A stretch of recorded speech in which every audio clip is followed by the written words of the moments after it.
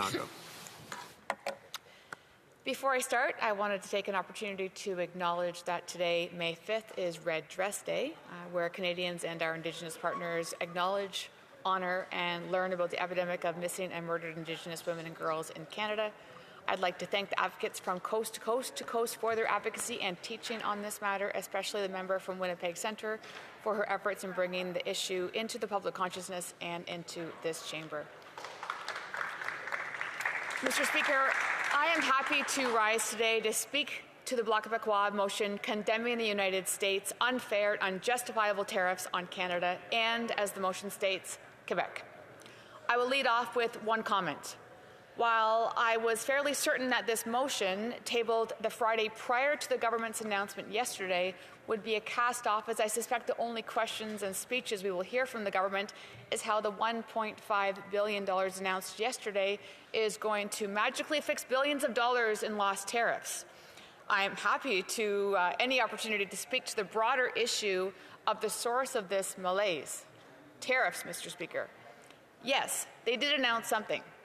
Granted, it took over 1 year, but the point still remains. The issue here is they don't want a handout, they don't want a Band-Aid, they want a deal, and the patience is wearing thin. Being in constant conversation with the affected industries, I want to thank all members in this place for the pan-partisan support the affected industries and, more importantly, their workers have received from all parties in this place during this trade war. It is always good to be reminded that, although we may have differing views on the best path, generally speaking, this place has the same goals in mind. I have to imagine that the vast majority of members in this place have at one point or another met with local industries in their ridings that are either part of the downstream from the three specific industries mentioned in the motion from my colleague from Kramp-Neuman: steel, copper, and aluminum. Of course, these punitive tariffs affect far more than just these three industries, but they, by and large, are the major targets in this current trade war. And the very unfortunate reality is that these protectionist attacks on the Canadian workers are, very unfortunately, working. Now, the government has been extremely clear. They are the negotiators, and they don't want any help. Canadians may not know this, but this is in sharp contrast to previous trade negotiations with the U.S., when the previous government was more than happy to march hand in hand with the opposition down to Washington, where we remained a silent but willing partner to help the government do what is best for Canada. Now, that is their prerogative, as is the self-described slow approach. But this brings pitfalls. But given their current polling, the pitfalls are not for them. It is no secret that the U.S. administration actions in this situation has broadly galvanized the average Canadian into a patriotic fever, granting a wide breadth to the current government and propelling them into the polls. The voting public is, by and large, content with the Prime Minister's approach. This is what the polls tell us, and I'm not here to argue with the pollsters.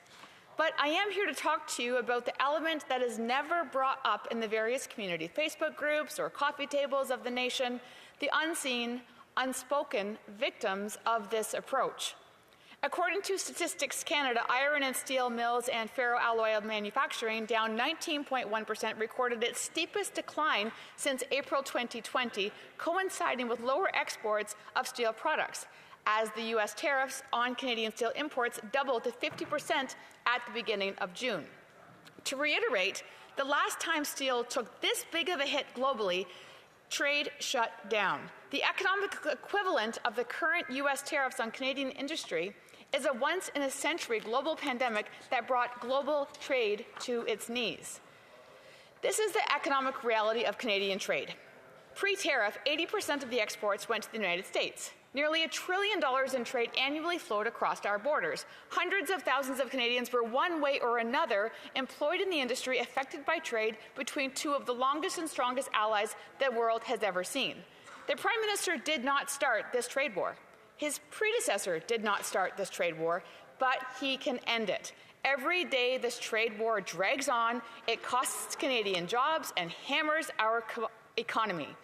I'm not asking the Prime Minister to take any old deal. I'm asking him to start negotiating for a serious resolution to this dispute. He has the political capital to wait. Canadian workers and families do not. I want to finish off by thanking the work of the various industry associations, manufacturers, unions, and workers who have tirelessly raised the various issues that these unjustified and unfair tariffs have had on their lives. This is a massively convoluted and complex issue that requires pan-partisan support on both sides of the border to resolve. I will again offer the support to the government of myself and of my caucus colleagues to collaborate and cooperate with them in any way we can, whether at home or abroad. I mentioned earlier that there was a bit of good luck on the government side, that this Opposition Day motion will give them the opportunity to highlight their recent announcement. But serendipity does not shine exclusively on them today. While I do not have the authority to sign off on billions of economic loans or a trade deal yet, we here in the opposition do have other tools at our disposal.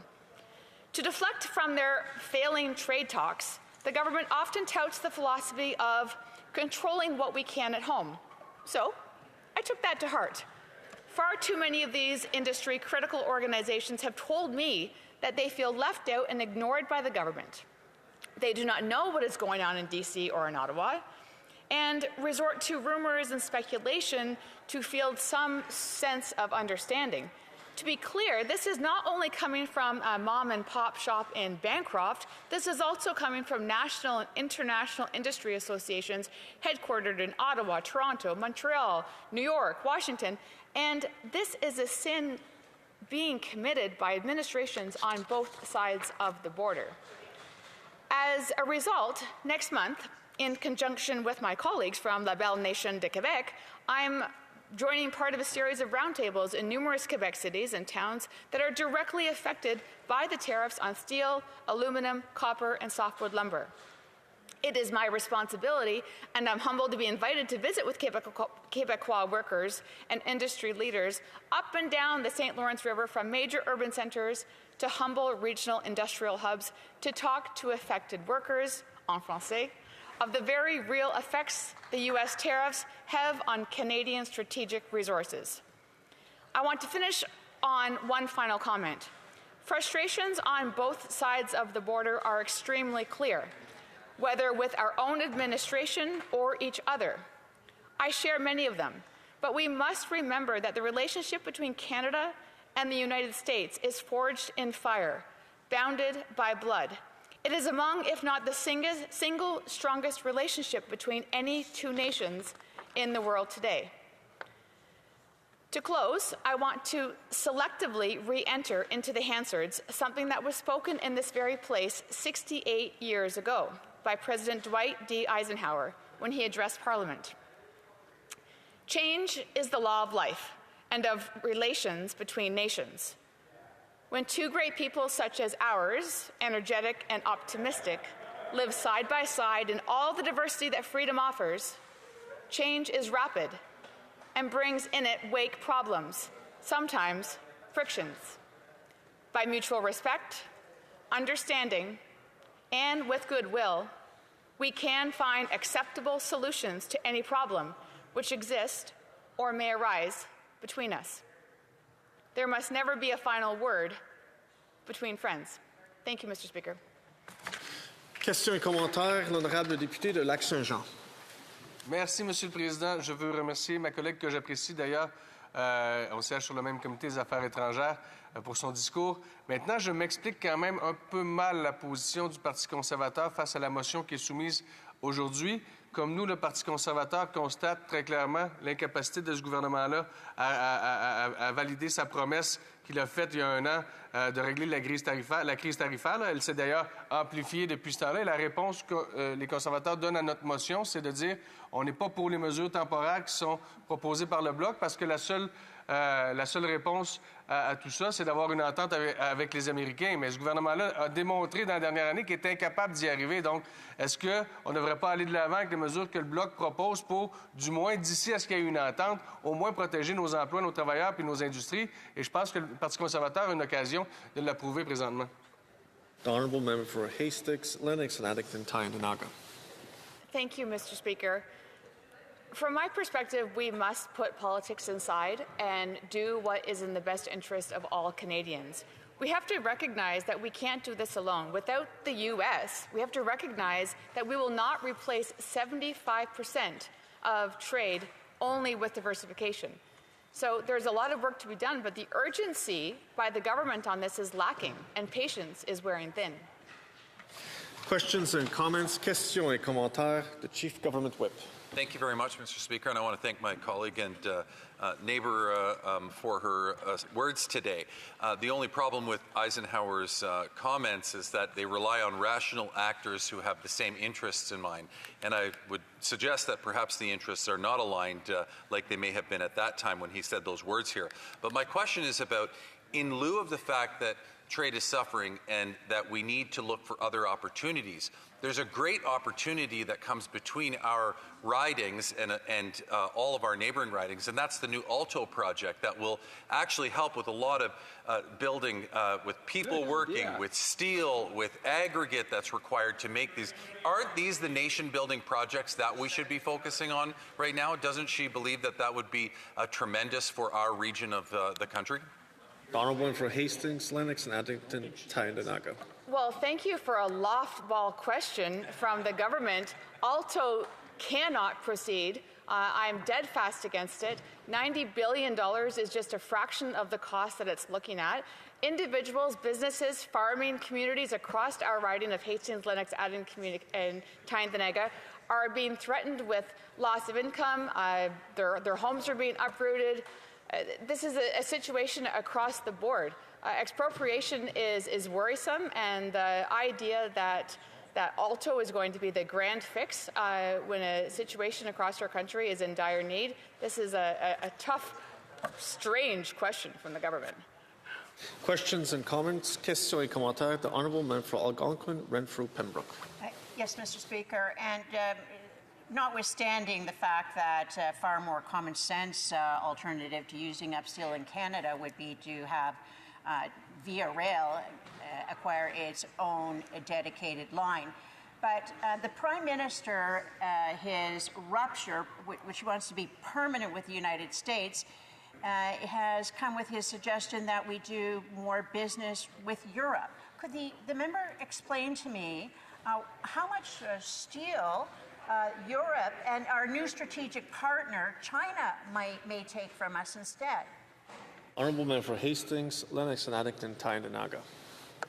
Thank you for my colleague for that question. We have to recognize trade diversification is important. It always has been. In fact, between 2002 and 2009, those were the key years of highlights between diversification. And I think going back to this resumption of the importance of trade diversification now is going back to what has always been done. Countries like Brazil, Indonesia, China, they need what we make. So diversification with other countries is not the only option. It doesn't have to be an either-or, but we must always maintain that relationship and the trading relationship with that of the United States. Resuming debate, reprise de débat. L'honorable député de Belleuil-Chambly. Monsieur le Président, bonjour.